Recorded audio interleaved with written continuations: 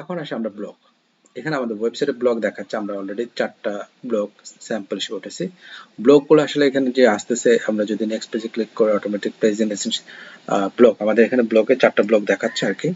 Block সেটে আমরা যদি প্রেজেন্টেশনে ক্লিক করে এখানে অটোমেটিকলি প্রেজেন্টেশন আকারে একটা প্রতিটা পেজে আমরা 2টা করে ব্লক শো করাইতেছি। যদি সে মোর ডিটেলসে চায়, ডিটেলসে ক্লিক করলে সে তো ব্লকে পুরো ডিটেলসটি পেয়ে যাবে। আর ইনিশিয়াল পর্যায়ে যদি আমরা ব্লকে ক্লিক করে আমরা সব ব্লকগুলোকে প্রেজেন্টেশন আকারে দেখাচ্ছি। এখন কিভাবে আমরা এটাকে অ্যাড করতে পারি বা মডিফাই করতে পারি সেই ব্যাপারটা আমরা দেখি। আমরা সরাসরি অ্যাডমিন প্যানেলে চলে আসলাম। এখানে দেখেন ব্লক অ্যাড। ব্লক অ্যাডে গেলে আমার ব্লকের টাইটেল দিতে বলতেছে আমার ব্লকের ডিটেলস পার্ট 1। ডিটেলস পার্ট 1 হচ্ছে কোনটা, আমরা যদি ডিটেলসে যাই দেখেন এটা হচ্ছে এইভাবে ডিটেলস পার্ট 1। হ্যাঁ, তারপর আমাকে বলতেছে যে ব্লকের ইমেজ 1680 পিক্সেল বাই 800 পিক্সেলে আমার যে ব্লকের ইমেজটা আছে এটা এখানে শো করবে। তারপর হচ্ছে ব্লকের পার্ট ডিটেলসটাকে আমরা এখানে অ্যাড করব, পার্ট 3, পার্ট 4। তারপর হচ্ছে যে আরেকটা ইমেজ দেব, যে দেখেন আমাদের ব্লকে 2টা ইমেজ শো করতেছে। এইভাবে করে যেমন দ্বিতীয় পার্ট এভাবে করে করে আমরা ব্লকের সমস্ত লেখাগুলোকে আমরা কি করতে পারবো, সাজেশন দিতে পারবো।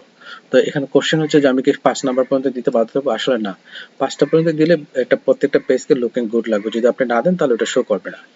আচ্ছা, তারপর আমরা যদি ব্লক লিস্টে ক্লিক করি, ব্লক লিস্টে ক্লিক করলে আমার এখানে যে অলরেডি 4টা ব্লক আছে সেটা শো করতেছে। আমি যদি এখান থেকে ইচ্ছা করলে পোস্ট ব্লক ক্লিক করি তাহলে আমি এখানে নতুন করে সেই অ্যাড ব্লকের মধ্যে কাজ করবে, ওই পেজে নিয়ে যাবে। আচ্ছা, যদি আমি এখানে আইকনটা ক্লিক করি তাহলে এই ব্লকটা আমাকে দেখতে ওয়েবসাইটে কিরকম লাগবে সেই জিনিসটাকে আমাকে শো করে দিতেছে।